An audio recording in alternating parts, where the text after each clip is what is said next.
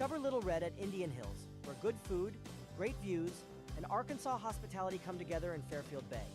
Enjoy lunch or dinner with comfortable indoor seating, a relaxing outdoor patio, and barbecue available Thursday through Saturday. From golfers fresh off the course to locals and visitors alike, Little Red is the place to gather, eat well, and unwind. Little Red at Indian Hills. Good food, great views, and a Fairfield Bay favorite. Are you a sports card collector? Then make your next stop Stan's Sports Cards in Greenbrier.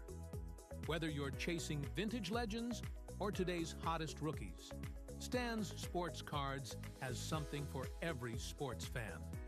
Browse an incredible selection of sports cards, jerseys, memorabilia, and collectibles from your favorite teams and players. Looking to sell? Stan's Sports Cards is actively buying vintage and modern sports cards. Turn those cards sitting in a box into cash today. Visit Stan's Sports Cards at 26 South Broadview, Highway 65, in Greenbrier, open Tuesdays through Fridays from 10 a.m. to 6 p.m. and Saturdays from 9 a.m. to 3 p.m. Looking for farm fresh beef for your family? Blacktop Cowboy Cattle Company has you covered. Choose from a whole, half, or a quarter beef, or purchase individual packaged cuts. Our cattle are locally raised, and your beef is processed at a trusted local facility for quality you can taste. Best of all, your order is picked up and hand-delivered locally right to your door by Eddie Whitehurst. Call Blacktop Cowboy Cattle Company today and put farm-raised beef on your family's table. Ready for your next beach getaway? Discover the perfect vacation with Willock Condo Rentals. Enjoy beautiful beachfront condos in Navarre Beach and Panama City Beach, Florida. When you book directly with the owner, you'll pay no service fees, saving more money for fun in the sun. For over 15 years, Willock Condo Rentals has helped families create unforgettable beach memories with comfortable accommodations and breathtaking Gulf views. Start planning your next vacation today. Contact Willock Condo Rentals and experience the beach the way it was meant to be. Treat yourself to one of the best dining experiences around at Bentley's Restaurant and Buffet in Greers Ferry. Every Friday and Saturday night, enjoy their famous seafood buffet, featuring a delicious variety of seafood favorites, plus hand-cut, slow-roasted prime rib that's tender, juicy, and full of flavor. Bentley's is well known locally for its weekend seafood buffet and prime rib offerings. Bring the family, bring your appetite, and enjoy great food in a friendly atmosphere. Bentley's Restaurant and Buffet, where great food brings people together. It's time for Lake Area Takes. Join longtime Lake Area sports broadcasters John Verser and Austin Gray as they dive into the biggest stories, hottest debates, and boldest opinions in sports. John and Austin bring their experience, insight, and plenty of takes. Lake Area Takes is proudly sponsored by Blacktop Cowboy Cattle Company, Bentley's Restaurant, Willock Condo Rentals, Little Red Restaurant, and Stan's Sports Cards. Lake Area Takes with John Verser and Austin Gray, where local voices deliver big-time sports talk.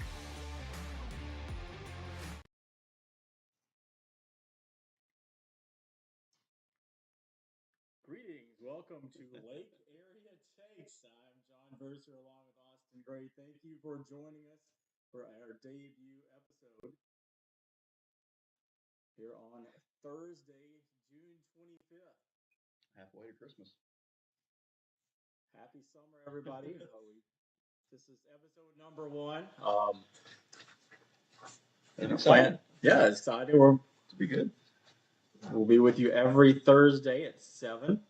And we plan to talk about a lot of local issues and everything else that's going on, introduce some great folks. And We hope you guys, we hope you guys enjoy it. And we are, I think a lot of people get to listen to us on Lake Area, get to listen to our rants and our sidebars all the time. So especially in the second half of blowout games. second half of blowout games. So this is a chance if you don't have to watch blowout games anymore to hear our wisdomous insights and opinions and Other nonsense. and all our other nonsense that we have. So Well, listen, we're very excited, and like we said, we're going to be here every Thursday, and we are really looking forward to just getting to talk some sports, talk high school and some college sports, and just kind of just have fun. This will be a lot of fun. It's Lake Area's first podcast, so it's pretty cool that we get to be a part of it. But and it is can't be any more excited for. I mean, our very first guest. I mean, I truly think did about as good as we could do. We might have hit a home run. We might have, if some would say, very clever, might have hit a home run. Probably the most, at least for sure right now, the most high-profile athlete covered by Lake Area, for sure. So we've got Jolie Mitchell on the line right now. Jolie, you with us? Can you hear us? I can. Awesome. Welcome to the show. We're excited. I mean, you are guest number one. You were quite literally, when we were talking about first guest, John said, we got to get Jolie Mitchell. She's got to be guest number one. So we are very thankful that you're joining us today. And we did learn about 20 minutes ago you were on vacation. So 2 thank yous to you for that. Thank you for that, though. I appreciate being the first guest, and just hoping we could talk some awesome stuff about sports. Yeah, we're looking forward to it. Absolutely. So, I guess maybe we'll kind of start from the beginning. I know you are a Rosebud Rambler. Did you grow up in Rosebud? So, if anybody asks me, I normally say yes, because I did grow up in Beebe. We've lived there my whole life. We've lived in the same house, but Okay. I kind of associated with everybody at Rosebud. I just, I grew up playing sports there. I went to school there my whole life, and all my friends are there. So Rosebud was always on my roster pick when I was in college, so that's where my heart is. Okay. Do you get to come back very often? When I choose to. Fair enough. Yeah, sometimes I'm just busy, just kind of I'm giving lessons kind of out where we live, and so when I get a chance to, I love coming up there and, seeing all the people I grew up with and going to some sporting events when I get the chance. So I guess we can kind of talk about what you're doing now. I know that this past softball season you were with Arkansas Softball Central. Did I get that right? Yes. So what all are you doing with them right now? Yeah, so Kyle called me back, I want to say around January or so, and just kind of, tossed out the idea, and I was like, hey, if I got the time, I'm all for it. I want to talk softball, do all the things, and I think the three of us didn't expect for it to blow up like it did. So we're all three very grateful for the chance to talk about softball and anything hot topics in the sport. I'm infatuated with the sport. I think even more now than I used to be. It was very much I was the player, so I was worried about, my stats and how I could get better. And now I'm actually focused on how I could be a better coach, and just stepping into that role and seeing, different perspectives from other players, and then, getting to pretty much say whatever I want to without a filter anymore is really nice when it comes to any controversy within, the college sport or anything in high school, and just about work ethic, working hard, and all the things. So doing some podcast stuff with Jared and Kyle is really cool. And then just, recognizing the girls that deserve it around the state. Is there a specific, so the coaching role you've stepped into, you've obviously, between high school, a couple colleges, travel ball, you've had a lot of coaches. Is there someone specific that you kind of duplicate your coaching methods after, or someone who inspired you more? I think my favorite coach is my dad. He coached me from the time I started in 6U when I was about 5 years old to pretty much when I graduated last year. And him and I are very similar as people. I think it's genetics. We just kind of roll with that anyway. On top of that, I think I grew a lot when I was with Steve Singleton at Texas. And he inspires me a lot. I keep in touch with him and his wife, Chelsea, and the success he's having no matter what he's doing. And so I think everybody on the consensus level is like, hey, we can have a good time and a good relationship outside of the sport when we're at the sport, and that's what we're focusing on.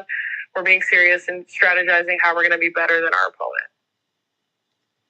At what point, I guess, when you were growing up playing softball, did the recruitment process start for you?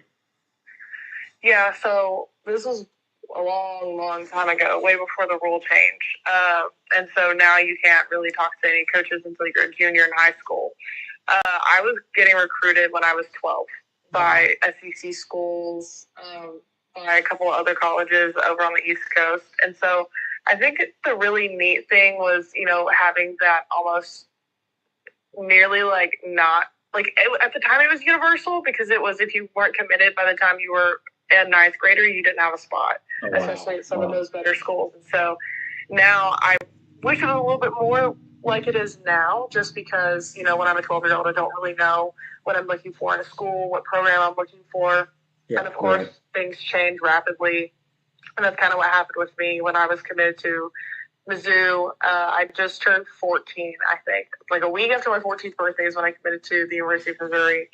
And then, of course, things changed. I still had 4 years of school left before I could even sign. And so the recruiting process for me was very different. Nowadays, people are always asking, what I would do if I had a Twitter. And I'm like, I never had Twitter. I went to camps, and I made sure I was the best person there and out-hustled everybody when I was at games and try to outperform everyone, having a good attitude, being loud, and just doing my job. I mean, a lot of times I think people are trying too hard now, when really coaches are looking for a great attitude, great effort, and just a great ball player all the way around. A lot of people when they're 14 are trying to make varsity in high school.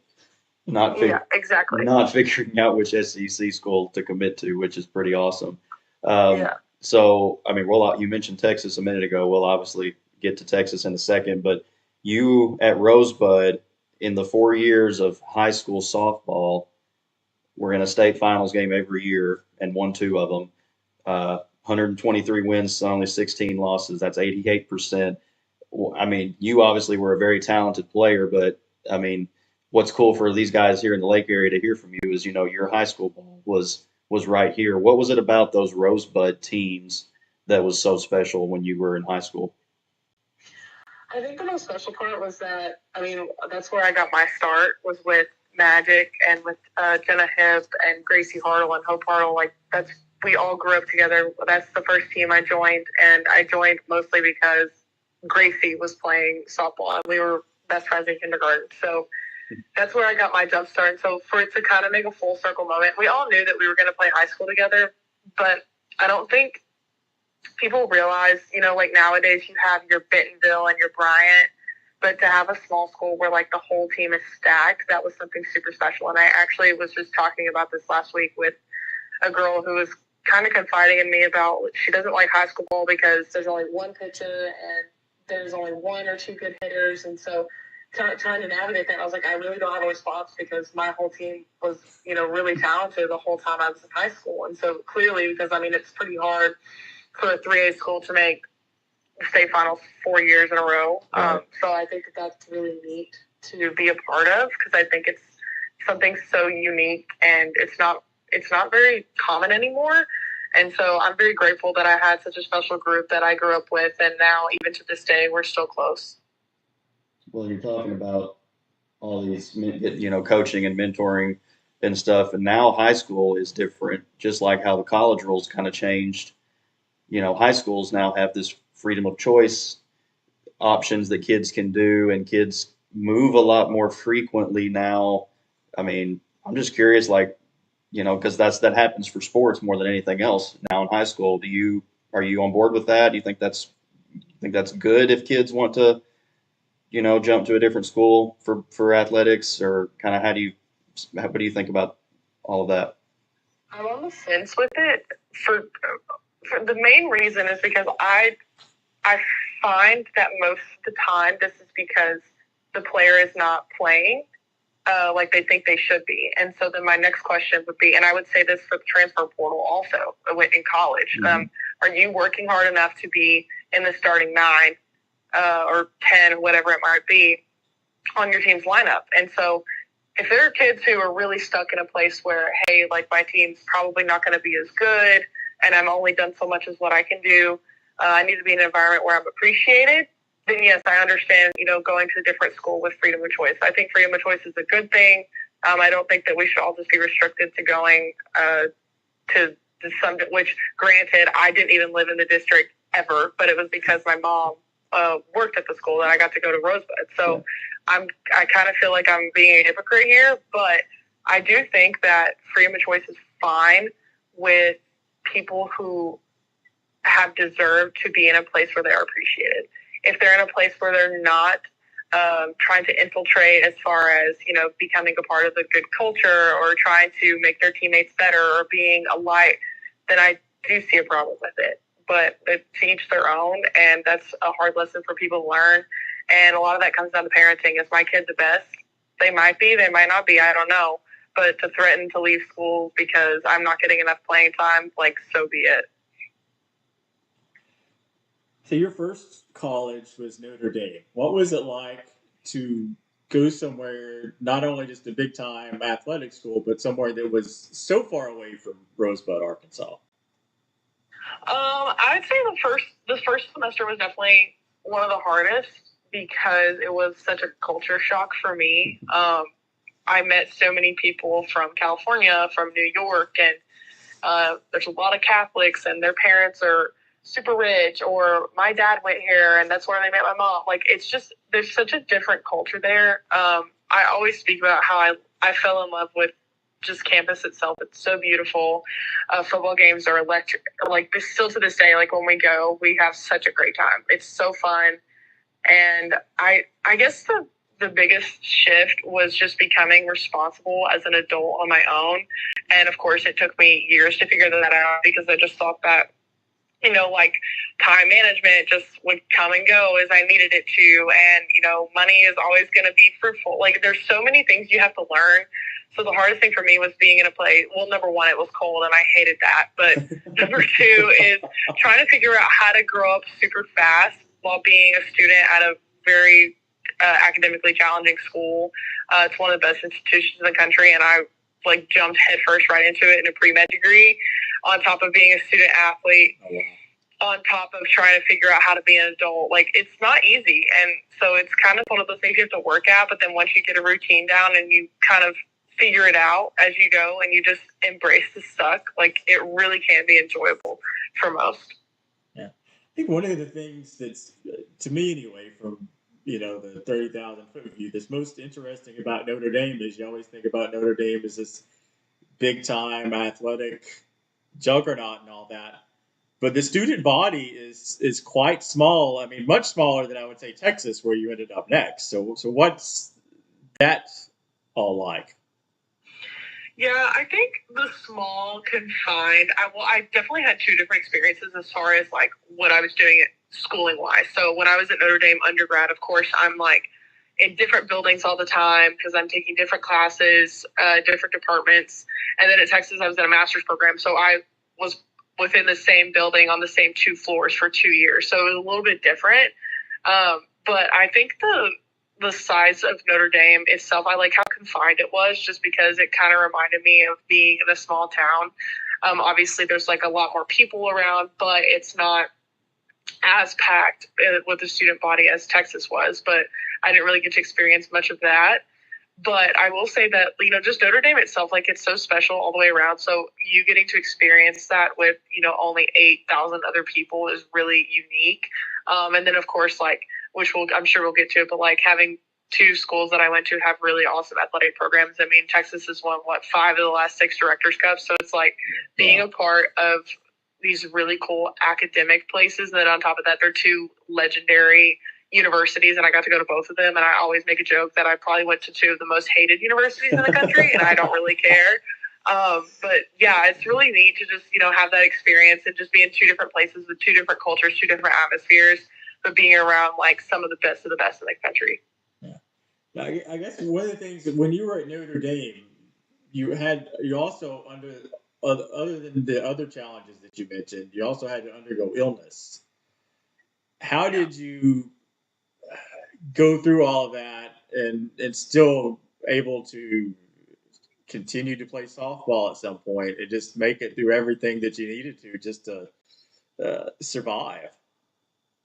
So I think the number one thing for me was just, I always talk about this. I just went emotionally numb, and it's probably the hardest lesson I had to learn. And this, of course, was after the fact, but I really wanted to prove my independence. And so I was at that peak time it was my sophomore year, and this was in the middle of COVID. We'd already been sent home for COVID my freshman year.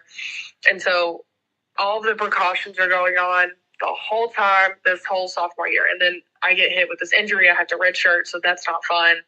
I'm going to miss another year of softball. So mentally I was going through it as it was. And then, of course, when all of this happened, it's like, okay, I have to kind of hone in on taking care of myself because it's really hard for my parents to be here 10 hours away. So I think at the time I was just so dialed in on what makes me feel good now instead of what's good for me down the line. And so softball was completely put on the back burner. I didn't even care to watch it. I didn't care to go to practice.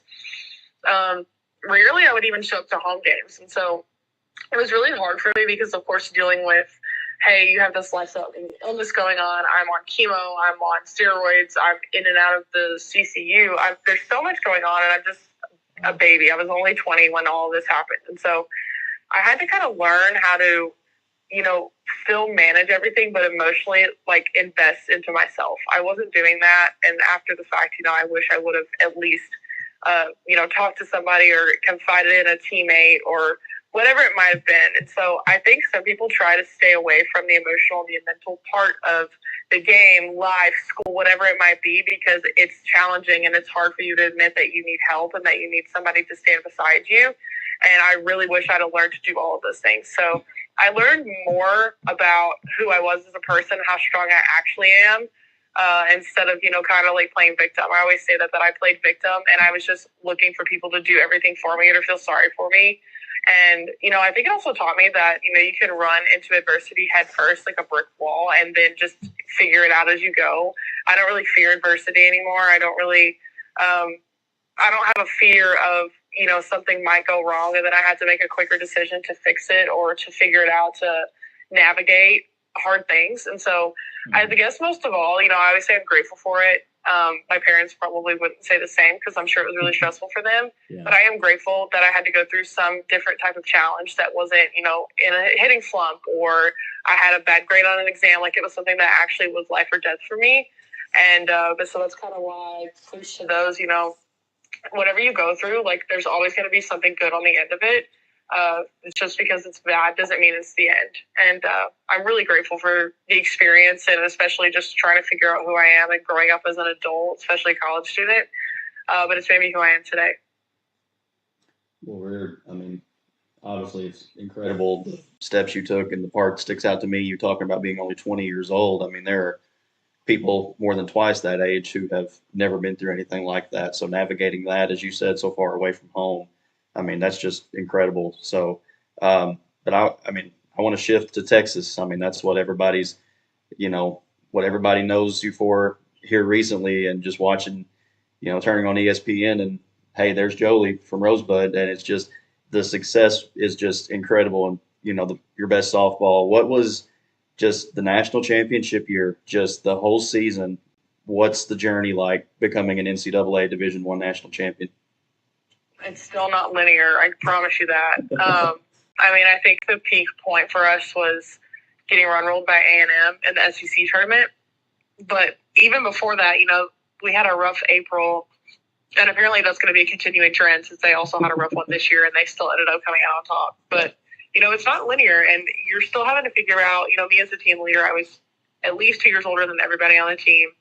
And so trying to figure out how you can, build a relationship with these girls outside of softball so that when it gets down to it, I can trust that so-and-so is going to make a play or they've got my back if I make a mistake. I think just the best part for me personally was removing myself from the performance part of it and just saying, you know what, I'm going to give it my 110%. And the result is a result, and I'm just going to enjoy these last few weeks with my teammates.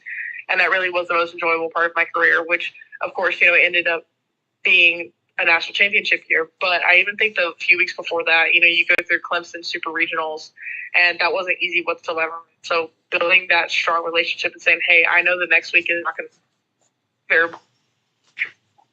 Somebody kind of mentioned it to me that whole week and talking about how it was going to be a rough week, and because it had been the year before. But I already got in the mindset that I was going to have another hard week. And somebody actually said to me, are you open to the possibility that this actually could be the best week of your career? And I was like, yeah, that makes a lot of sense. And I can't believe I've been, putting myself in this negative mindset about it. And so I just went out and enjoyed the week and had 3 home runs and just had a really awesome spiritual moment with my teammates throughout the whole week. Obviously you talked about your leadership, and then so this year, you're not there anymore, but obviously you're watching those girls run it back. From different perspective, what's it like to see them continue to have success? I think the biggest thing is that just, I hope that I left some impression on a few of them just to be great leaders and to not be fearful of, doing what's right. Like sometimes it's hard to have a conversation with a team that isn't doing their job or they're not doing what they're supposed to do as a human being outside of being a softball player.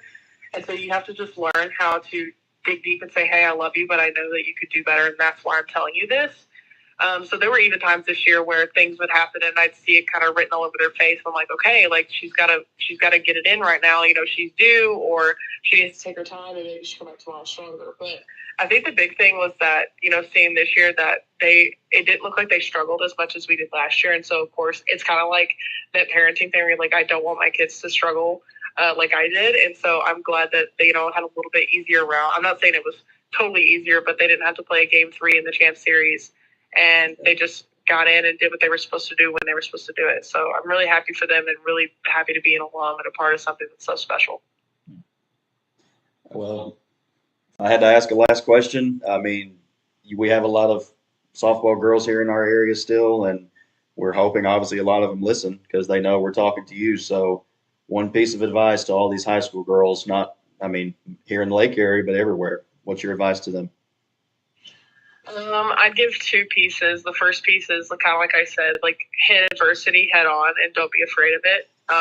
Fear is probably the worst characteristic that anybody can kind of carry around with them. And I say it's a characteristic because I think you have to learn how to get out of it.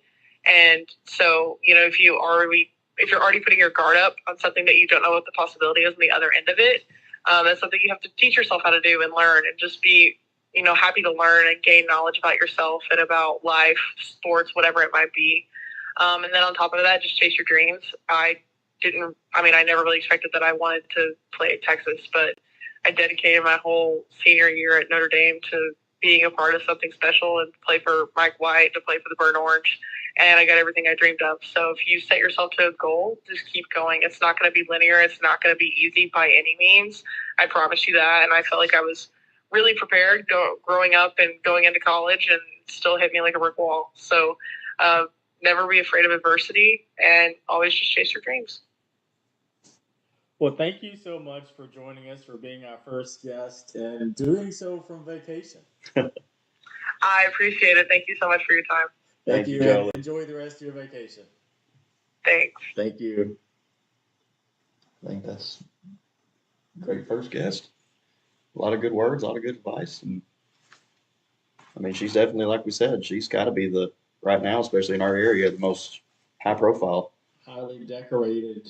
When you're all SEC national champion, I don't know that it gets much higher than that. I don't think it can. It's hard, to sit here when you're in Arkansas and turn the TV on and be like, oh, Texas. Here I am sitting here interviewing her with the Razorback hat on, but it's cool just because it's like, man, she played 25 minutes down the road or 10 minutes down the road. Or if you're from Rosebud, she played here. Yeah. And decorated is definitely the word for it for sure. So and to go through what she did while she was there and to come out a national champion, just a special thing to see. Yeah, that part struck me too. You knew she went through it, but when she talks about being 20 and her parents being 10 hours from home, just, at 30, I can't imagine that, much less being 20, but absolutely crazy. Well, let's hear from our sponsors again real quick, and we'll be back. We got a lot more coming up, and we're going to talk about these new conferences in high school starting this coming season. So sit tight with us, and we'll be back right after this on Lake Area Takes. Discover Little Red at Indian Hills, where good food, great views, and Arkansas hospitality come together in Fairfield Bay. Enjoy lunch or dinner with comfortable indoor seating, a relaxing outdoor patio, and barbecue available Thursday through Saturday. From golfers fresh off the course to locals and visitors alike, Little Red is the place to gather, eat well, and unwind. Little Red at Indian Hills. Good food, great views, and a Fairfield Bay favorite. Are you a sports card collector? Then make your next stop Stan's Sports Cards in Greenbrier. Whether you're chasing vintage legends or today's hottest rookies, Stan's Sports Cards has something for every sports fan. Browse an incredible selection of sports cards, jerseys, memorabilia, and collectibles from your favorite teams and players. Looking to sell? Stan's Sports Cards is actively buying vintage and modern sports cards. Turn those cards sitting in a box into cash today. Visit Stan's Sports Cards at 26 South Broadview, Highway 65, in Greenbrier, open Tuesdays through Fridays from 10 a.m. to 6 p.m. and Saturdays from 9 a.m. to 3 p.m. Looking for farm fresh beef for your family? Blacktop Cowboy Cattle Company has you covered. Choose from a whole, half, or quarter beef, or purchase individual packaged cuts. Our cattle are locally raised, and your beef is processed at a trusted local facility for quality you can taste. Best of all, your order is picked up and hand-delivered locally right to your door by Eddie Whitehurst. Call Blacktop Cowboy Cattle Company today and put farm-raised beef on your family's table. Ready for your next beach getaway? Discover the perfect vacation with Willock Condo Rentals. Enjoy beautiful beachfront condos in Navarre Beach and Panama City Beach, Florida. When you book directly with the owner, you'll pay no service fees, saving more money for fun in the sun. For over 15 years, Willock Condo Rentals has helped families create unforgettable beach memories with comfortable accommodations and breathtaking Gulf views. Start planning your next vacation today. Contact Willock Condo Rentals and experience the beach the way it was meant to be. Treat yourself to one of the best dining experiences around at Bentley's Restaurant and Buffet in Greers Ferry. Every Friday and Saturday night, enjoy their famous seafood buffet, featuring a delicious variety of seafood favorites, plus hand-cut, slow-roasted prime rib that's tender, juicy, and full of flavor. Bentley's is well known locally for its weekend seafood buffet and prime rib offerings. Bring the family, bring your appetite, and enjoy great food in a friendly atmosphere. Bentley's Restaurant and Buffet, where great food brings people together. All right, we are back here on Lake Area Takes, and I still can't say enough about Jolie. Thank you again. I just crazy when she, committed a while ago, and then today she's like, "I'm on vacation, by the way." Now all of a sudden you feel bad, but we appreciate her joining us as our first ever guest on Lake Erie Takes. Did a great job. Well, let's obviously here we talked about it. We're going to talk a little bit of kind of whatever's on our mind. That's what we usually do when we start to just yak while we're calling games. We haven't had an opportunity to do this since February. Yeah, been announced in what was it, March? Right? We were still in basketball season, I think, for football, but then I think basketball, it was after season ended. Yes. So obviously the biggest thing for our Lake area schools in the summertime that we can talk about, because we're waiting on action to get started, but there are plenty of new conferences, and I think all of our Lake area teams, I think, were kind of affected by this. There are changes. There are changes for sure, and we'll start with basketball, just because obviously we got more basketball schools here than football schools in our area, and I think probably the biggest change is the 1A2, and there's your teams in 1A2, and Westside's out from this conference, and we were.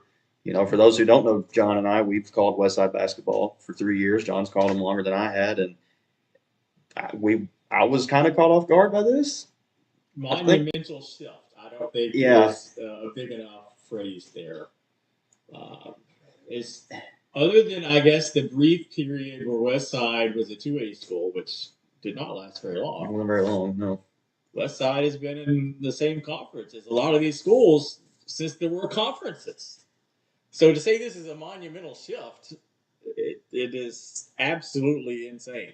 Well, now that, Westside, we'll obviously talk about where they're at in a minute, but now you look at this conference, and again, you're right, the odd part for Westside is, you've got Concord 20 minutes on the road, Shirley the other 20, rural special less than 30, and Timbo's not far. Timbo's not that far. It None, has the greatest gym in the world. the barn is legendary, but you're not confident. Like, I don't remember. I can't remember a time when those three schools were not all, at least those four were not all together in a conference. So that part's Other weird. than the brief time. Then that brief period. 2A. But with this now being 1A2, Westside is out. Mammoth Spring is back in. So they had a little brief hiatus to 2A. And now they're back here in 1A where they were so dominant about 4 or 5 years ago. Yeah, they played on the girls' side. On the girls' side, yes. 3 or 4 straight.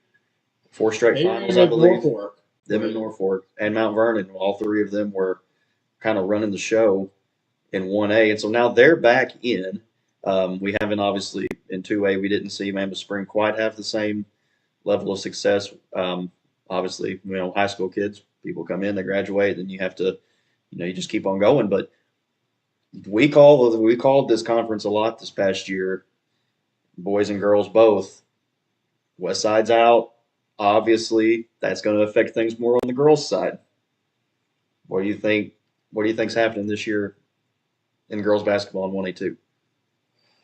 It'll be interesting. I don't have a great feel about it. Some of those teams, without knowing a whole lot, is which is the hard part with high school, especially 1A in the summer, is you don't know anything hardly. I mean, I don't know anything about Mammoth Spring since they had that run in 1A. But obviously, I think is Norfolk and Viola have to be your top two. Well, Norfolk is.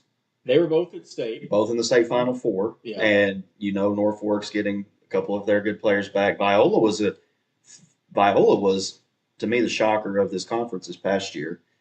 But we know that they've lost a couple of theirs to graduation.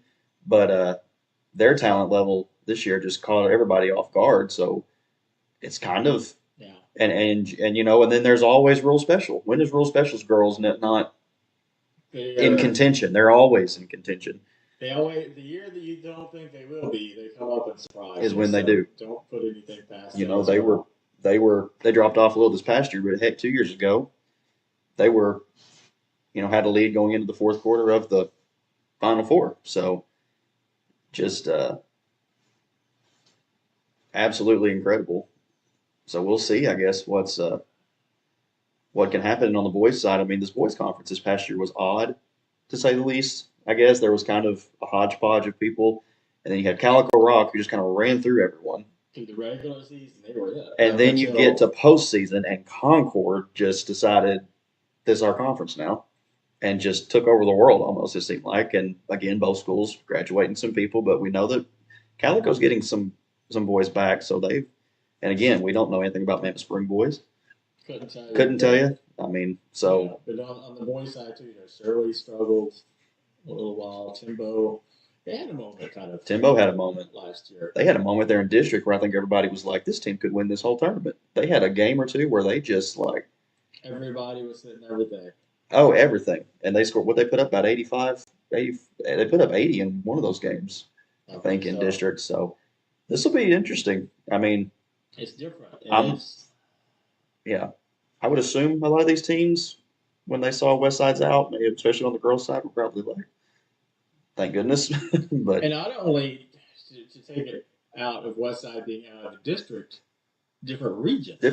Oh, completely. Region 2. 1A2 is still Region 2. But I guess let's use that, I guess. We'll segue in. So Westside is now 1A5 and in Region 3. So in this conference, it stays the same from last year with the exception of Midland being out, and I believe that is because Midland went back to 2A. It did. And so now Westside is in. So here is this conference. You've got Westside, Nemo Vista, Wonderview, Augusta, Sacred Heart, Guy Perkins, and Bradford. We got to watch some of these teams in state this past year, and you and I have talked a lot about Westside hasn't played some of these teams in a long time that used to always be regular matchups. I think we for sure mentioned Wonderview. Yes. And, Westside used to play Bradford almost every year and Sacred Heart, Nemo Vista. So Well, a million years ago, Guy Perkins was in the same conference. Oh yeah, when I was in high school, we shared a conference with Bradford and Guy. So it's kind of cool to see Westside getting to jump in and get 2 matchups with all these guys.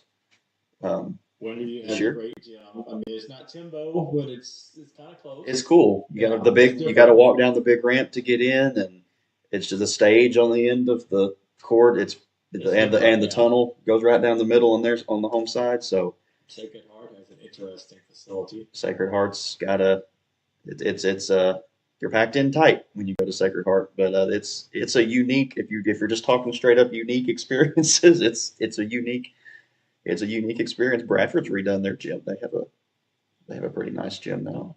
I remember it was old school with the wooden bleachers, but last time I was in there, it was, and heck, Nemo Vista, they got press box. You get to we get to get away from the noise and just kind of shut the door, and you can't hear a thing. Can't hear a thing. Kind of like being in a football game. You just kind of got to sit there and watch behind the two-way glass. I think going past the changes on the 1A side here, it's like, why? What? I know you got to make numbers work. And with Midland going out, Mammoth Spring coming back in, you got to move somebody, I guess. But it's why? Why are you breaking up? If you're the AAA and why are you breaking up teams who have played each other forever? Can't you find ways to make it work? Does it really have to have an equal number? Where would you put Mammoth? I'm assuming the whole reasoning behind putting Mammoth in 1A2 is because it's not that far from Viola Norfolk. Yeah. There's not really a 1A conference up in Northeast because Northeast is technically considered to be probably your Earl and your Mark Tree. And and that's a pretty. But that stretch can't be about as no longer than it would be for Mammoth to get down here to Concord and Shirley. But why does there have to be even number of teams or close to it? Why kick anybody out? Why can't you just add Mammoth if you're going to do it that way? And have 9. Well, 9 and 7. Have a 9 and a does 7. It really matter? I mean, I don't think it should. But Westside for sure on this end. Okay, you take Midland out. Now you really don't want to have a conference of 6, I guess. So we could put that 17 back, but Westside went from being, one of the most southern teams in a conference to clearly being the most northern. And kind of in the middle. And kind of in the west to east. West east, everybody in the, you got Morrilton, Center Ridge, and then randomly going out east to Augusta, which by the way we've heard is Bradford. And in Bradford, which we've heard Augusta is I believe hosting district for basketball this year for this new conference. So we'll say that's unofficial, but we have sources, whether we call them highly reliable or not. But so 1A, that's a pretty big shakeup for basketball season, and it's huge, and it goes back to I think that it's time that whoever makes these decisions, AAA, athletic directors, schools, conferences, whatever. I think we're past the point of making a decision of at least sitting down and talking about what is best for schools, what is best for conferences, what does a conference need to be? Or are we just basing everything on slight differences in enrollment and spreading people out? I mean, because I've looked some of these schools in the 2A2, Ozark Mountain, all the way close to Harrison, is in the same conference as Tuckerman. Yeah. Make it make sense, people. That's a whole. It does not make any sense. And I think that's the biggest problem with all these moving around. We're just kind of, fiddling here, fiddling there. So, okay, we got to get numbers here and everything. It's the enrollment differences in the regular season. I get if you want to do whatever you want to do with postseason, that could be a completely different animal. But if you're going to have these conferences, why are they all over the map just because someone's got 17 more people here and 50 less people here? Is it really that much of a difference for the regular season? Why can't you play somebody more locally? Make up your own conferences. Well, they tried to put a map. I mean, if you looked on the spreadsheet, they tried to map it out to show. But again, it's still kind of like. But why? And I think that even goes to another bigger issue. Do you need 6 classifications in a state this small? I know it's a big issue to go over, and some people, you got to whatever. Yeah. But even in the regular season, if so-and-so school down the road, we'll use Quitman for an example, who's now 3A. There's no reason that you can't make up a localized conference, have these teams play each other in the regular season, and then when you get to the district tournament, divide it up however you want to.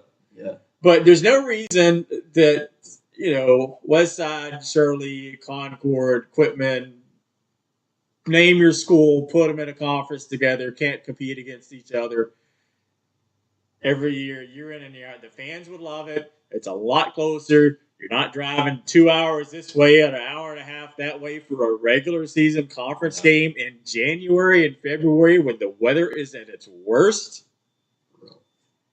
And why not let fans enjoy the games? I would assume, assuming that only gets you so far, but you have to imagine that a lot of Westside will still play some of these schools. Well, yeah. Because you can't just, it's one thing to not be in a conference no more, but you can't not play Westside Concord or Westside Church. Can you? There's not schedules. But even yet. taking the names of the schools out of the equation, you could have the same argument about school X and Y, close to Tuckerman, wherever, localized. It's like, why are we going when the differences between 1A and 2A is if you're playing regular season games is not that much. No. You're playing if we're playing 40 games in a season, we're only playing a handful of games in conference anyway. Right. So why not make the conference something that means something to people where they are? And then if you want to do something different in postseason, divide it up however you want. However you want. And because now the conferences in the district are the same. So have your conferences. You can split them up between whatever classifications. You can make up whatever conference you want to make up. Be your own conference, whatever. And then everybody in the district, you filter it out, and you can do this miserable math. Another conversation for another day too is that we call them conferences, and then we have district tournaments. The same thing. Same thing. That's an argument. So that's my kind of argument here. It's like it doesn't matter who it is and what we're talking about. I think it stinks if you're West Side and you're Concord and you're Shirley and you're Rural. It stinks to not be in the same conference. Everybody will survive. I'm sure the schools will all play each other, whatever. But it stinks to not be in the same conference. And we need to have bigger conversations. And it's not just about this year. But we're talking about a handful of people here or there moving around, and it just doesn't make sense. People are busing an hour and a half when you can play somebody 20 minutes down the road. What's the point? If the point is not to enrich the experience for the students, the fans, the communities, what are we doing here? And with all these mixed up, crazy conferences all over the state, I just think we've kind of lost the point here. And like I said, fine, do whatever you want to in postseason.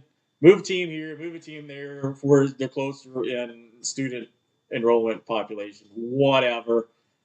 But it's time to have some bigger conversations about what's the point of all this. So that's just my rant. So go. Sorry. Yeah. Oh no, it makes perfect sense.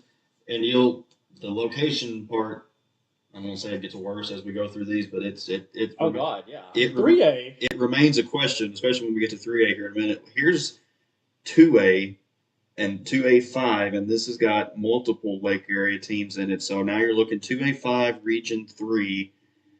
This was Quitman. Quitman has moved up to 3A for this next cycle. So this conference used to have Quitman, Jacksonville Lighthouse, and White County Central. They are out. And in is Hector, Rosebud dropping down to 2A, and Two Rivers. So now you're looking at a conference that still includes Mount Vernon, Enola as well.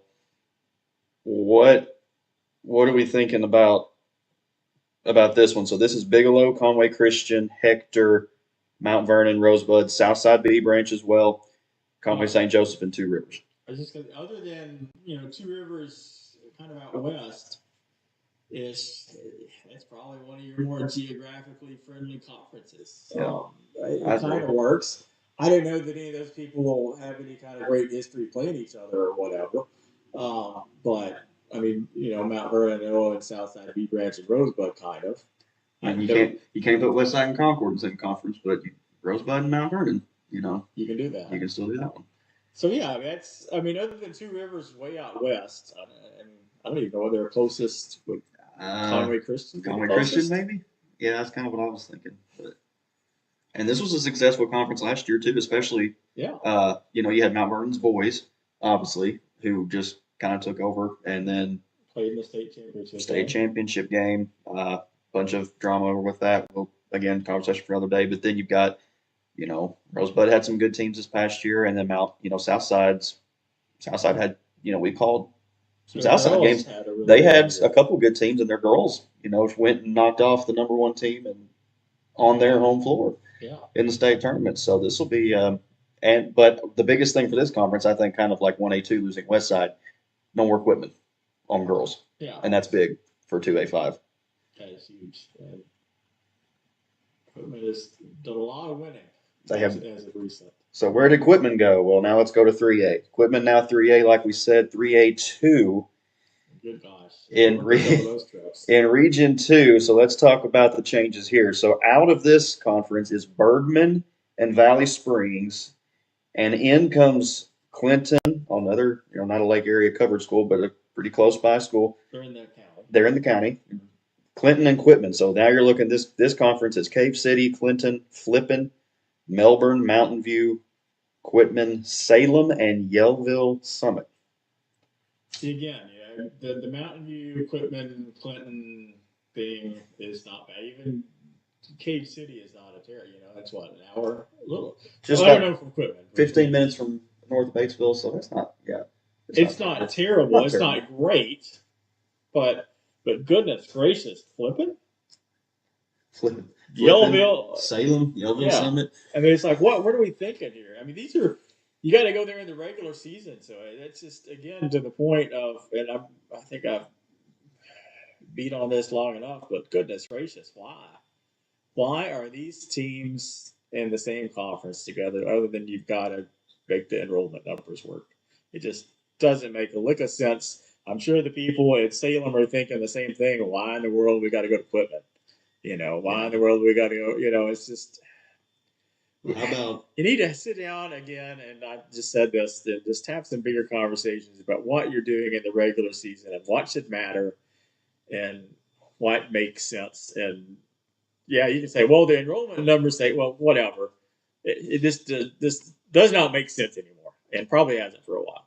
On the basketball side of things, in this one though, again going to girls, Mountain View and Quitman in the same conference. It's a great conference. Holy cow, this whole conference on girls. But then my mind instantly, went to Clinton's girls are always they're pretty good, very good, and Melbourne's had some good boys teams these past few years. But my mind when I saw this instantly went to Mountain View versus Quitman at least twice.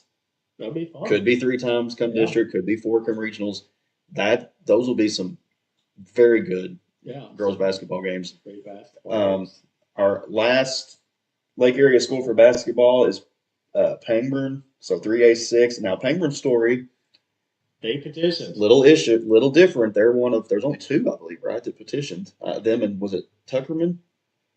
I think it was Tuckerman, but Pangburn, this was not going to be their conference. And they actually did go petition, and I think when we heard, we were like, okay, good last ditch effort, I guess, but then they got it, and it was like, oh, okay. So now 3A6, you're looking at Rosebud. This was where Rosebud used to be, so Rosebud's out. Maumelle Charter is out. Throw in DeWitt, Helena West Helena, and for girls only, because of different classifications, girls only, CAC. So now you're looking at Bald Knob, CAC for girls only, DeWitt, Episcopal, Harding Academy, Helena West Helena, Lisa Academy North, Pangburn, and Riverview.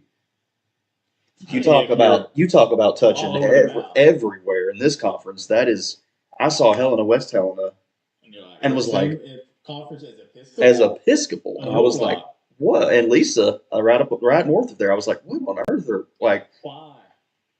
But again, Pangburn. Do you remember where Pangburn was sent originally? Without looking it up again, I can't remember either. somebody out there knows. But it had to be worse than this. And clearly, I mean, they wanted This to. is the one they wanted in. I mean, They come wanted to on. stick around. I mean, and props to them for their admin and their coaches sitting down and going, you know, We why don't not? Let's try. Let's go for it. And All they can do is say no. all they can do is say no. And they were one of the two that we said that did it. So the basketball will look very different this year. And then just we do, you know, come football season, that's what's up next here on Lake Area Sports Coverage starting in late August, early September. Only 3 or 4 schools have, you know, right now with football programs, the biggest in Lake Area obviously being Quitman.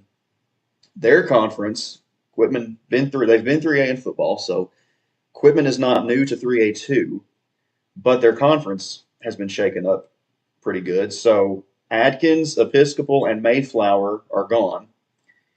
Welcome in Newport, Riverview, and straight from 8-man, Marshall. It has not been very Wow. long since Marshall dropped it, man. Right. And well, they were 8-man this past year. I mean, I was Past several years. past several years, and Well, I think the first year that I could be wrong, because it's been a few years ago that Rosebud played up at Marshall, Mhm. and Jeff and I went and did that game, probably like 5 years ago, something like that. Mhm. And I want to say that was their first It year. was their first year in They 8-man. did that. I called their game. B Branch played them this past year at Harding, and the game was pretty close. But I remember watching Marshall, and you know, looking at Dad calling the game with me. I'm like, they got some studs to be an 8-man team, Yeah. and they had one of the better offenses of any team that I saw B Branch play this past year. But just watching them just go straight from 8-man to 3A2 in a conference with, you know, Quitman and Mountain View and Melbourne and some of these guys. Got Newport in there too. That's Newport. So Yeah, add they've always- Newport and Riverview in here. Newport is always got a pretty athletic team.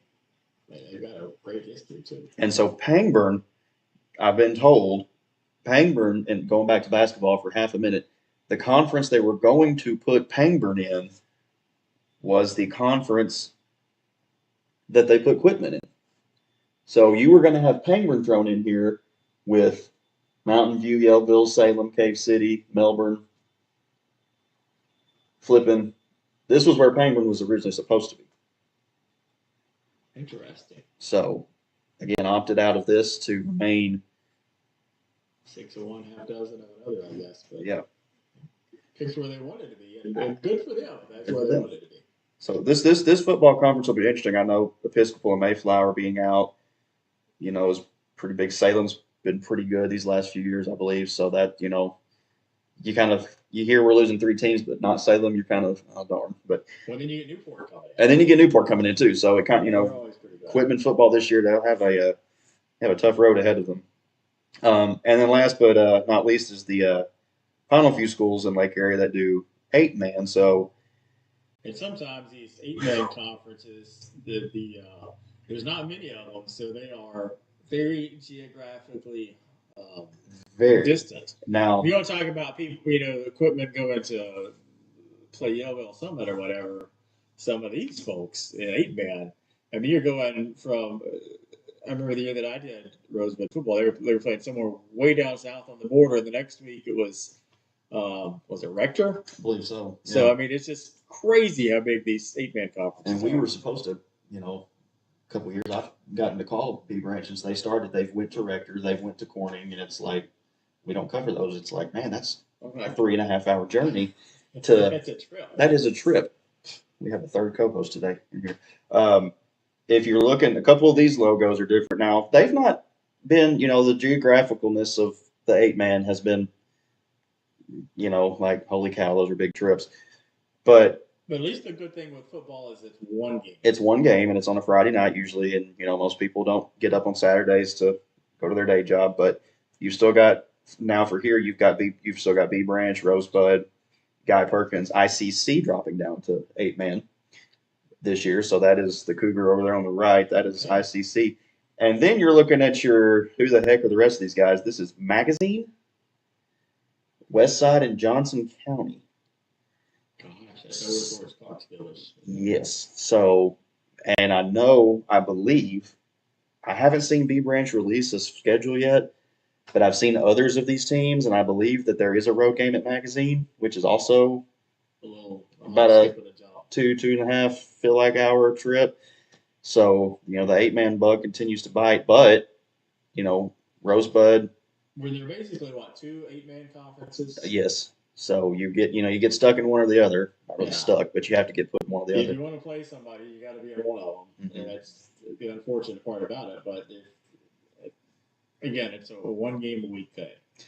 On Friday night, so Rosebud and B Branch and Guy, good luck to them in 8-man this year. And if you're B Branch, you got a brand new field to play on this year. So no more traveling to Hendricks. Hendricks has been a good first home for B Branch, but they are getting their own. So, well, we'll shift gears here for a second now. We'll kind of get out of high school and we talk college for a little bit, and pretty much the dominating drama in college has been all this stuff with Brendan Sorsby and Texas Tech. So if you have turned on a sports talk podcast station channel in the last month, you've heard it.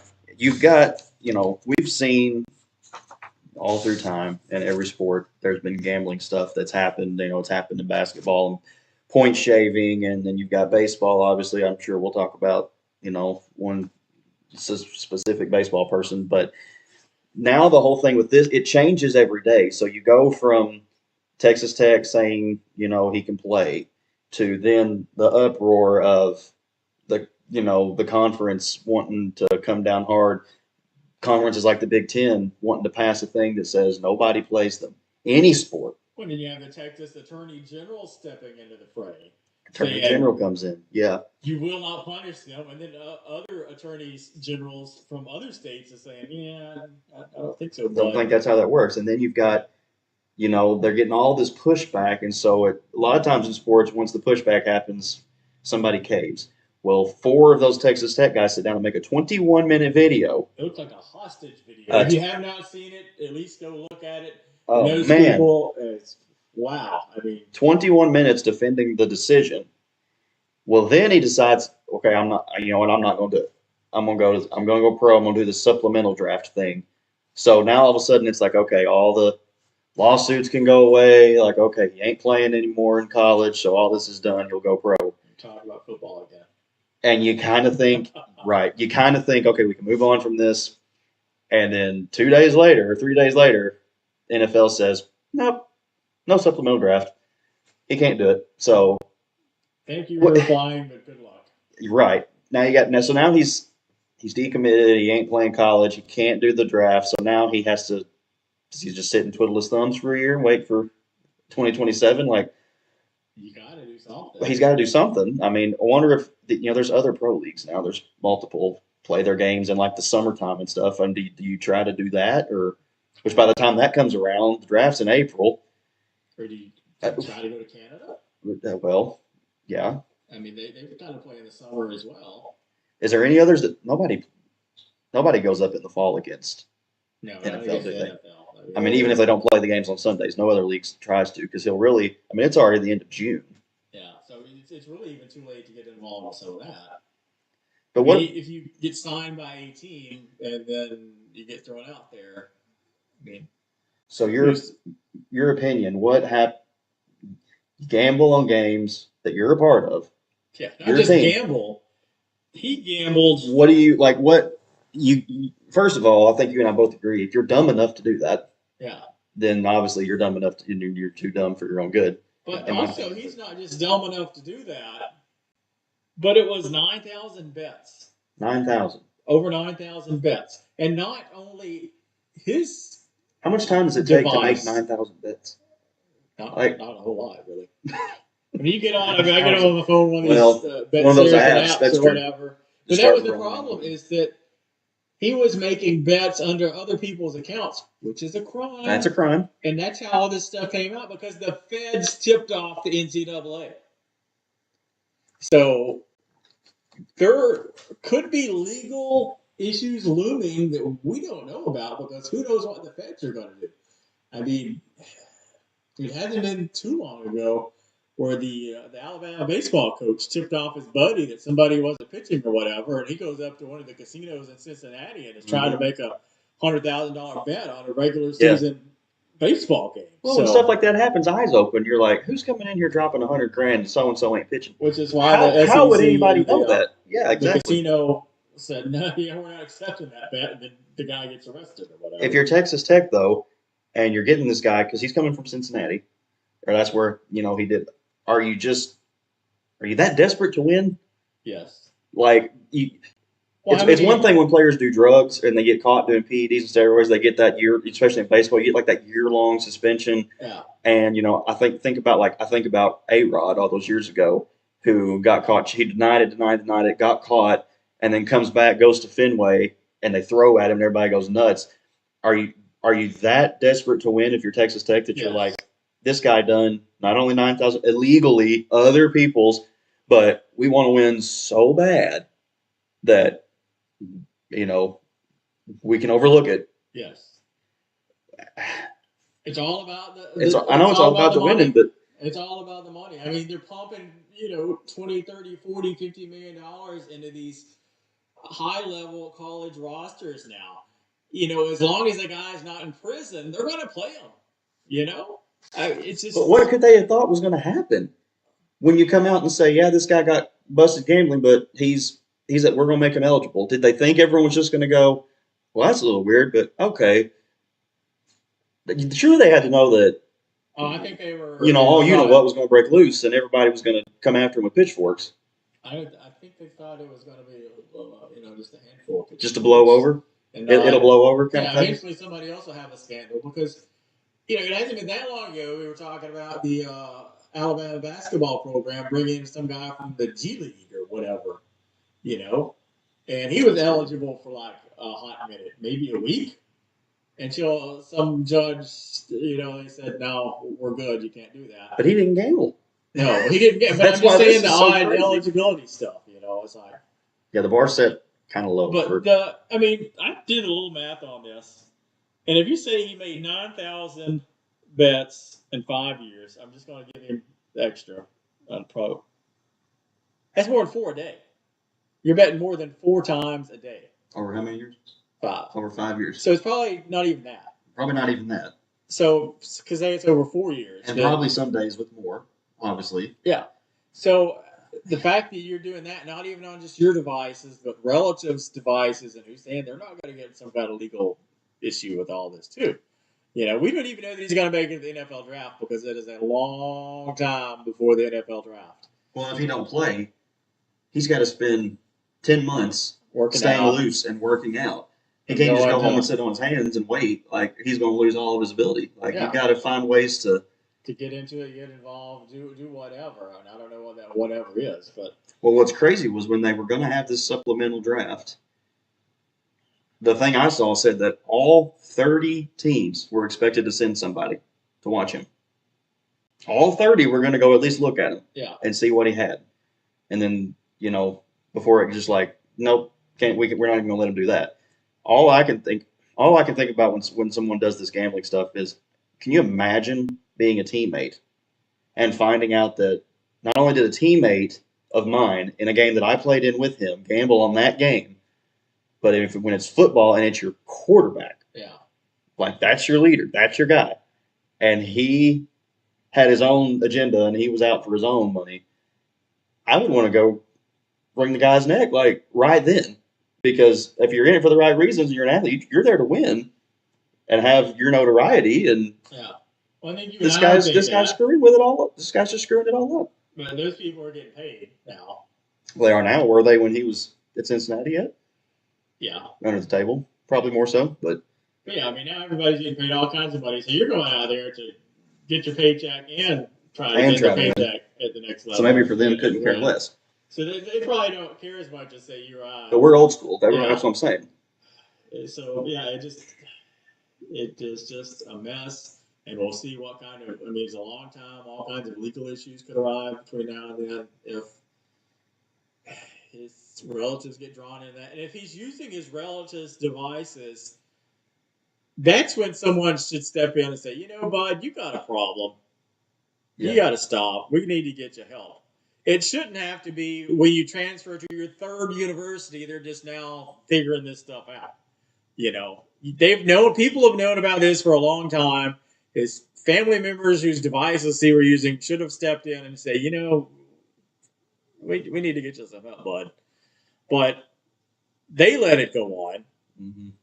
And now you're on his third university. So it's just, and if the feds didn't tip him off, he's playing this fall. Nobody knows about it. And no one would ever have a clue. And shame. To me, shame on Texas Tech. Even though the whole even though all the lawsuits are dropped and no conferences are still going after the boycott Texas Tech, shame on that they were going to let him play. Yeah. Oh, I think shame on Texas Tech, but you point out every other power school in the country would have probably done the same thing because it's all about money now. Well, and if you're Texas Tech too, in the Big 12, you've got a legit playoff shot every year. Yes. They are now with their Board of Regents fellow who's running the show, Cody Campbell, he is pumping the money in there and basically becoming the spokesman for their entire university. And so much so at some point when they were discussing things in conference-wise, the Big 12 commissioner had to come out and say, Cody Campbell is not the Big 12 commissioner. Oh, yeah. So he's running roughshod out the Big 12, and you got the money. That's all it's about now. Is you're spending all this money on all these rosters. So it's a different world, and I got there in a hurry.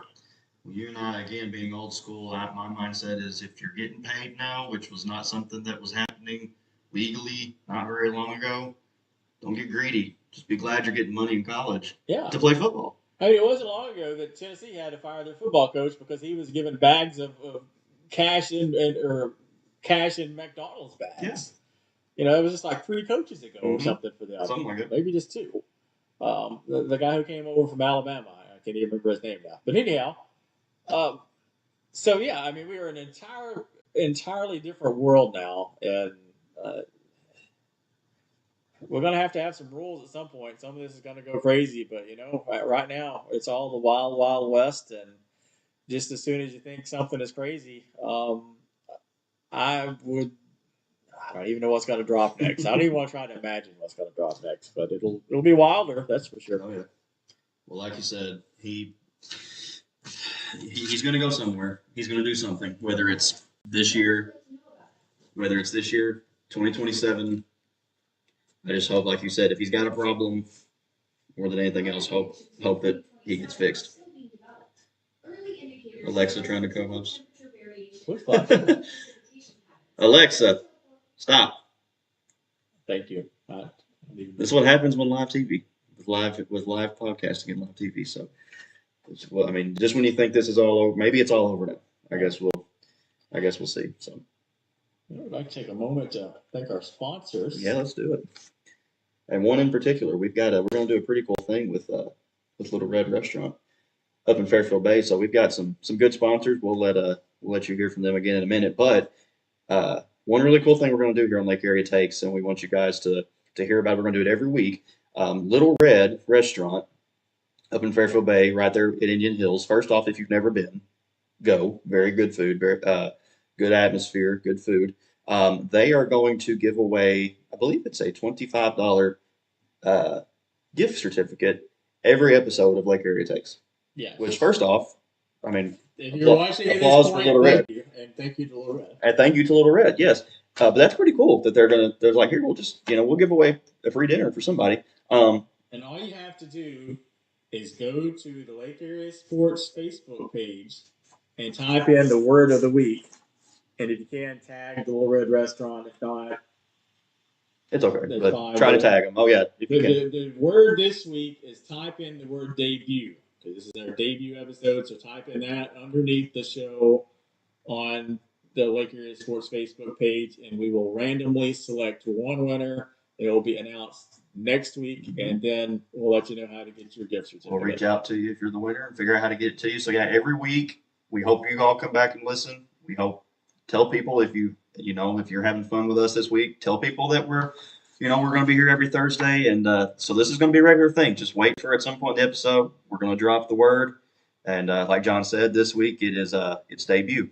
So episode 1 debut seems only fitting. So, And if you have a business and would like to sponsor us, just reach out. We can help you with that as well. yeah, we've Enjoy got the program. Well, interviews. Our plan is, so we kind of jumped into this, interview someone of note each week, talk about some local issues, and then kind of whatever else is going on.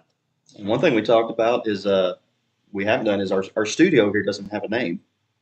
So, you know, we could use a studio sponsor. So if you are, for sure, if you want to sponsor, great. But, you know, if you reach out to Lake Area, then you'd be like, hey, you know, put my name on the studio. Every week we'll tell you we're coming live from your business studio. So, you know, right now it's just kind of a no name. So And it's only, what, $25? $25 an episode. Yeah, $25 per episode. So we're not breaking the bank with you. and you're getting your name put out there on our Facebook page, as you see up above John's head. Your logos are getting scrolled the entire episode.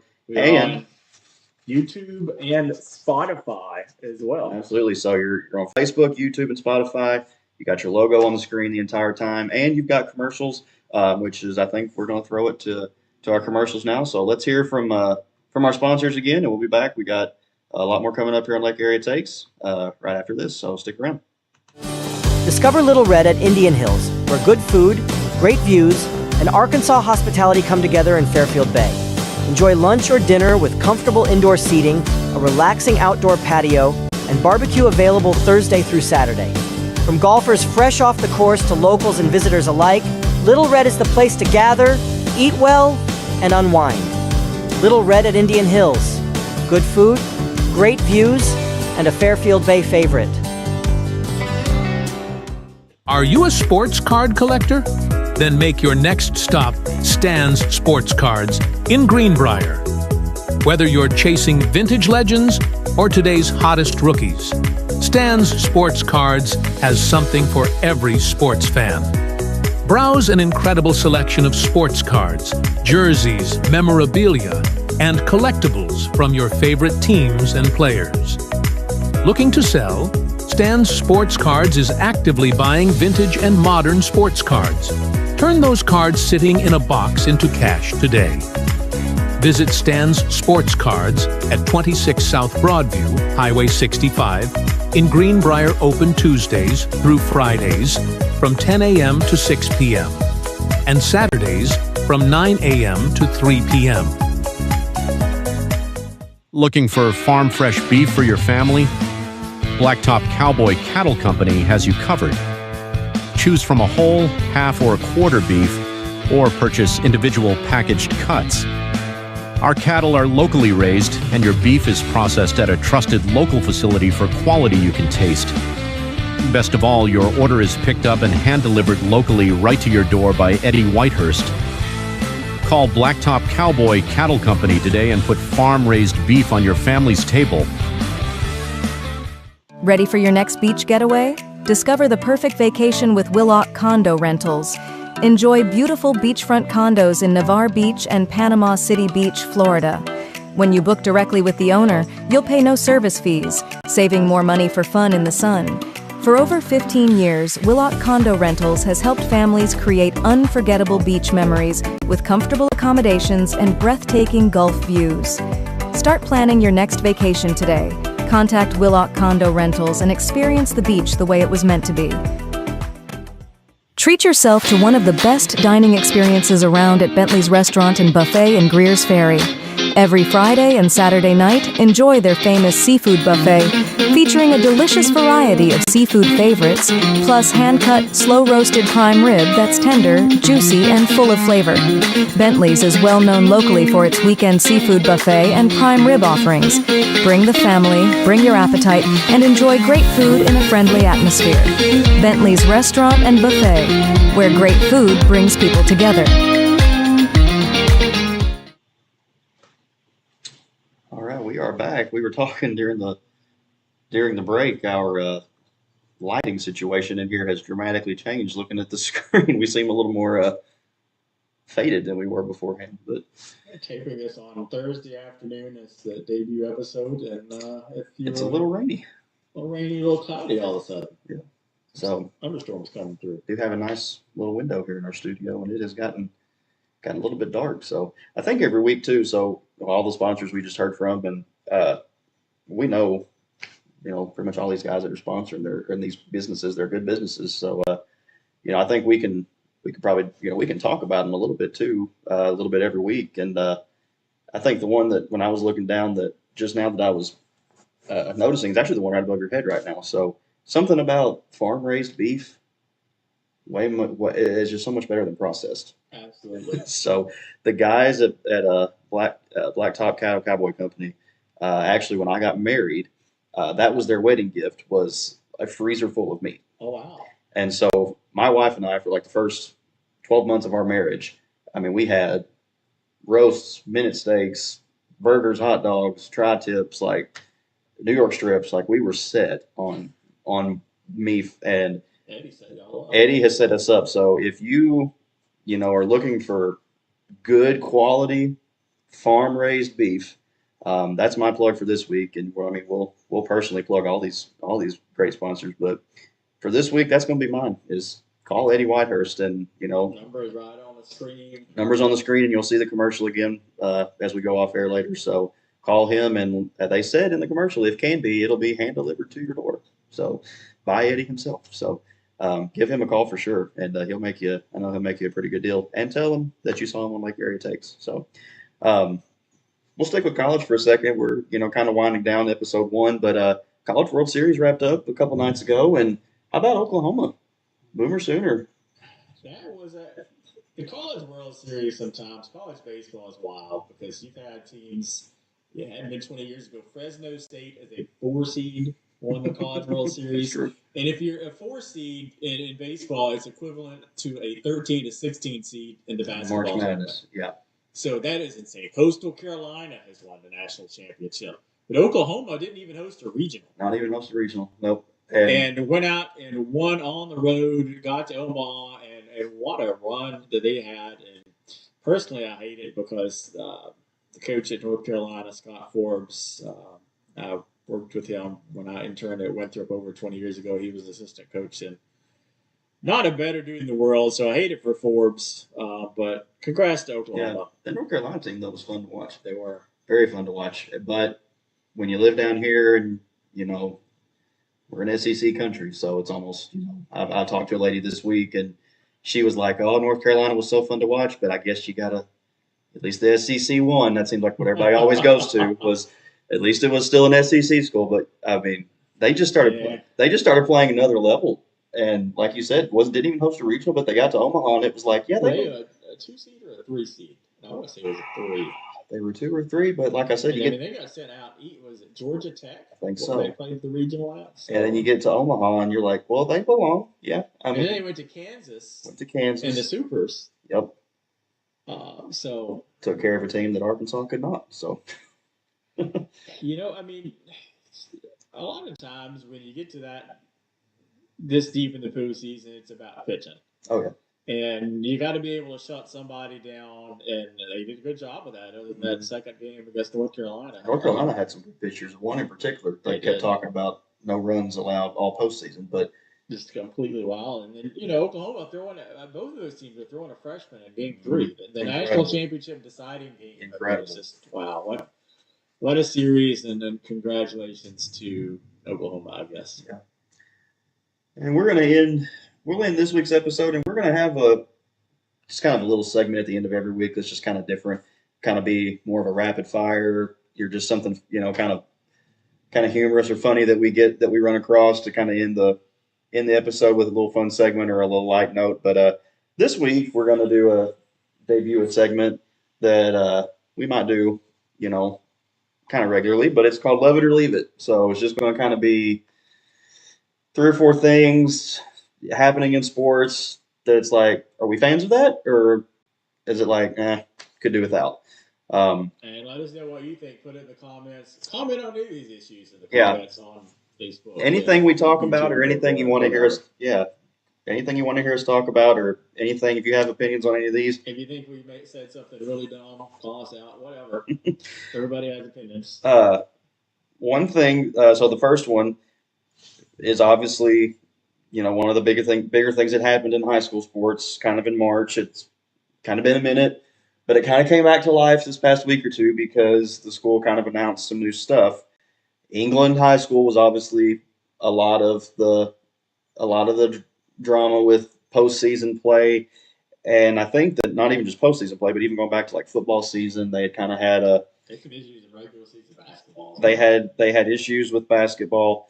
So now they have announced new policies for athletic events. So I'm trying to get those exactly pulled up, but just in general, new policies for the school. Love it or I think for England, after what happened last year, you got to do it.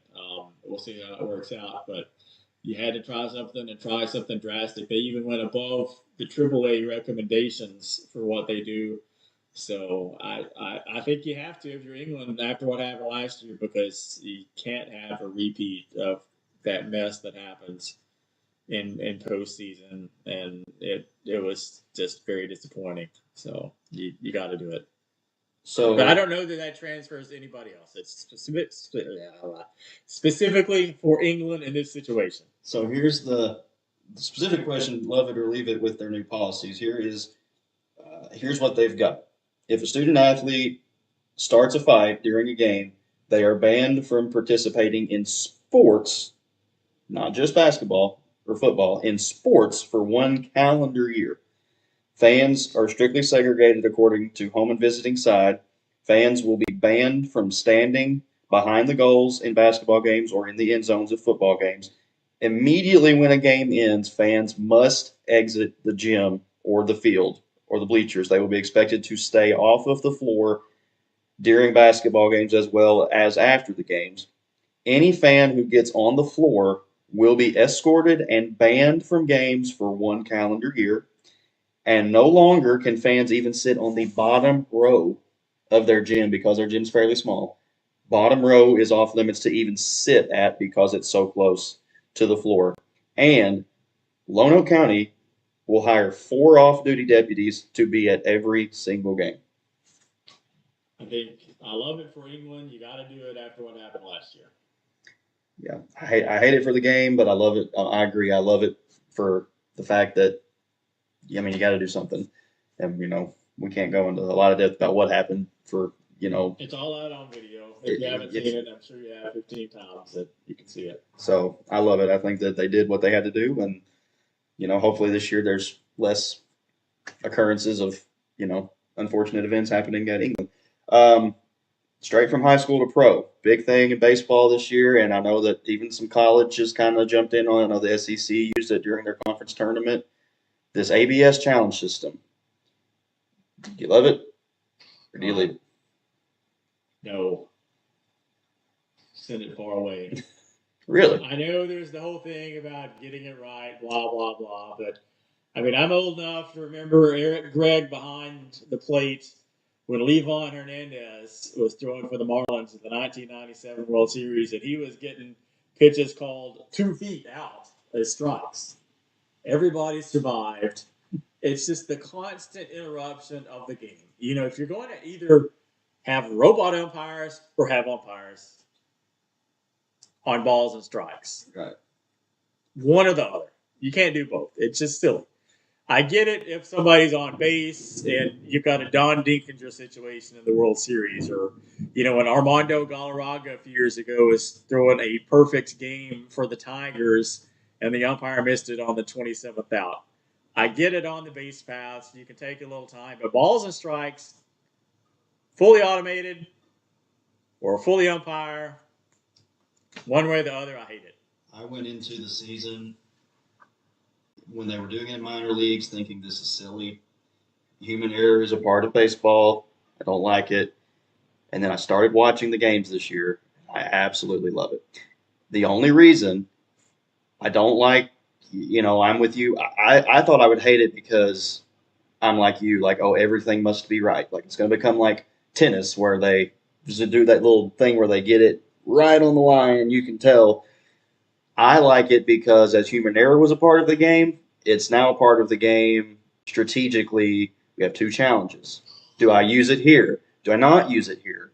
The fact that it can be a catcher, a batter, or a pitcher that can do it. and sometimes they use it, and it's like, crap, now I've lost one.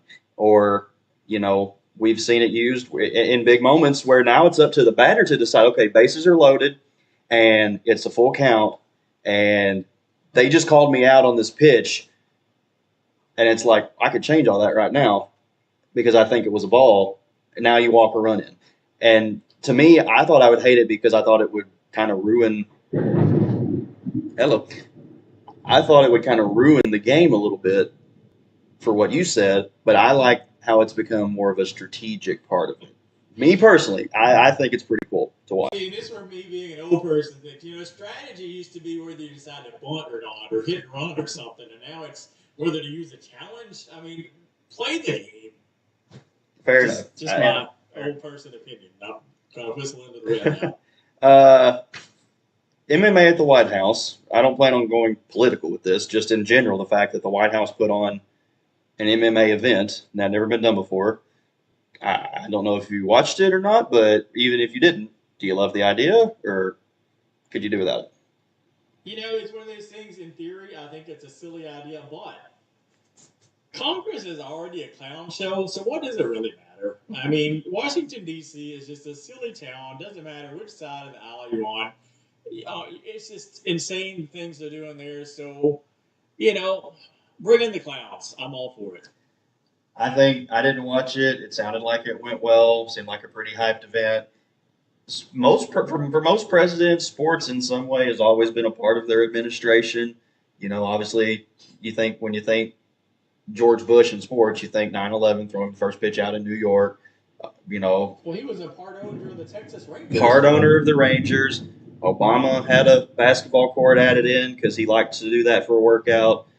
If Trump wants to put MMA on the White House, and I guess he can, so go for it. Go for it. I'm with you. I guess I love it because it happened. I didn't watch it, but I couldn't tell you what MMA is. It's just not my thing. But I guess good for them. And the last one for this week, love it or leave it. If you've never seen this, obviously we all know there's a 1 day per year where it's daylight the longest and a day per year where daylight is the shortest. It's a little different when you're in Alaska, so they have this period of time where it stays daylight, I think, for like 24 hours. Alaska has a baseball game that they play that's highly publicized, and it's a midnight baseball game on the day of the summer solstice. So it's a fully day-lit game, but it starts at midnight. I'll start this one. I love it. I think it's great. I think it's cool that they can do it. The reason I put it on here, because I thought everybody would love it. I thought everybody would be like, oh, this is a fantastic idea. Yeah. I told my wife about it. I said, hey, in Alaska, they play a baseball game at midnight every year on the summer solstice. And she said, that is the stupidest thing I've ever – I would never go to that. And I thought, people really wouldn't find that cool? But that's just me. I love it.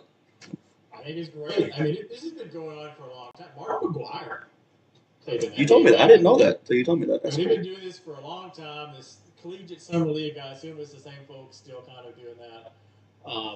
Played like a 24 hours of baseball thing at one point. I don't know if they're still doing that or not, but I think it's a great idea. Generally, my rule of thumb is being an old person, like you shouldn't play baseball before noon kind of thing. You got noon up until the night or whatever, but this is a cool once in a year, once in a whatever thing. It's unique to Alaska. It's, we've had those things where they've been playing basketball all hours of the night, the first day of the season. Midnight Madness and stuff. All the schools bring their whole. So, it's just a cool thing that, you can't do anywhere else in the world, basically, I guess, unless you went to Antarctica or something. So, it's great. It's fun. It doesn't hurt anyone. No one says you got to play. So, bring it on. Great thing. We're an hour and a half away from Alaska, so to us, daylight at midnight baseball, heck yeah. Maybe if you're up there, not so much, but why not? Yeah, all for it. Love it. Well, we survived episode 1, and if you've been watching, you survived it too. So thank you so much for joining us. We appreciate your support and watching us, and we will be back again next Thursday. Don't forget, if good Lord willing, we'll say it every week, good Lord willing, we're back next Thursday. Unless they take us off the air, which hopefully they won't do after one episode. We got canceled after one episode. It was just, we were doomed from the start. But John mentioned it earlier, but you can find us on Facebook, on the Lake Area Sports Facebook page. We are also on Spotify and the Lake Area Sports YouTube channel. So any of these ways you would like to watch, don't forget to leave your comments. Be sure you friend us on Facebook as well. Follow us on Spotify and YouTube on Lake Area Sports. John also alluded to, we plan on having a guest every week. We plan on leading off every episode with an interview with somebody with some Lake Area ties, or just maybe even not, but just having some cool guests on here every week. And want to mention too, because none of our high school sports are in season right now, we probably will find ourselves talking more collegiate right now for sure. But once high school season start, we do plan on having the high school athletes and coaches on. Yes, regularly. Someone has a big game one week, then starting with fall sports and going through the whole calendar year. Starting with some, football, golf, tennis, all the high school sports in the fall, all the way through basketball. So we do plan on having guests from the high school, from the Lake Area schools during the season. So don't forget that code word. If you missed it, go back and watch this again. And thanks to Jolie Mitchell for joining us on our first ever show. It was great to visit with her. Absolutely. Even joined us from vacation. Vacation. Dedication. We appreciate her joining us. And thank you to all of our sponsors as well. Stan Sports Cards, Bentley's Restaurant, Willock Condo Rentals, Blacktop Cowboy Cattle Company, and Little Red Restaurant in Fairfield Bay. We thank you guys. And if you want to sponsor with us, reach out to us on Lake Area Sports on Facebook, and we'll get in touch with you on how you can be one of our sponsors. So I guess it's going to do it for us for episode number 1. See you next week. We'll see y'all next week. Have a good rest of your week.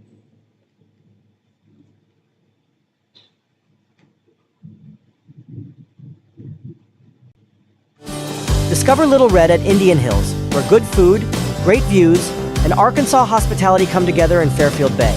Enjoy lunch or dinner with comfortable indoor seating, a relaxing outdoor patio, and barbecue available Thursday through Saturday. From golfers fresh off the course to locals and visitors alike, Little Red is the place to gather, eat well, and unwind. Little Red at Indian Hills. Good food, great views, and a Fairfield Bay favorite.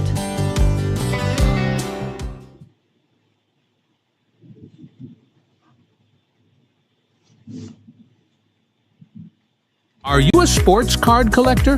Then make your next stop Stan's Sports Cards in Greenbrier. Whether you're chasing vintage legends or today's hottest rookies, Stan's Sports Cards has something for every sports fan. Browse an incredible selection of sports cards, jerseys, memorabilia, and collectibles from your favorite teams and players. Looking to sell? Stan's Sports Cards is actively buying vintage and modern sports cards. Turn those cards sitting in a box into cash today. Visit Stan's Sports Cards at 26 South Broadview, Highway 65, in Greenbrier, open Tuesdays through Fridays from 10 a.m. to 6 p.m. and Saturdays from 9 a.m. to 3 p.m. Looking for farm fresh beef for your family? Blacktop Cowboy Cattle Company has you covered. Choose from a whole, half, or a quarter beef, or purchase individual packaged cuts. Our cattle are locally raised, and your beef is processed at a trusted local facility for quality you can taste. Best of all, your order is picked up and hand-delivered locally right to your door by Eddie Whitehurst. Call Blacktop Cowboy Cattle Company today and put farm-raised beef on your family's table. Ready for your next beach getaway? Discover the perfect vacation with Willock Condo Rentals. Enjoy beautiful beachfront condos in Navarre Beach and Panama City Beach, Florida. When you book directly with the owner, you'll pay no service fees, saving more money for fun in the sun. For over 15 years, Willock Condo Rentals has helped families create unforgettable beach memories with comfortable accommodations and breathtaking Gulf views. Start planning your next vacation today. Contact Willock Condo Rentals and experience the beach the way it was meant to be. Treat yourself to one of the best dining experiences around at Bentley's Restaurant and Buffet in Greers Ferry. Every Friday and Saturday night, enjoy their famous seafood buffet, featuring a delicious variety of seafood favorites, plus hand-cut, slow-roasted prime rib that's tender, juicy, and full of flavor. Bentley's is well known locally for its weekend seafood buffet and prime rib offerings. Bring the family, bring your appetite, and enjoy great food in a friendly atmosphere. Bentley's Restaurant and Buffet, where great food brings people together.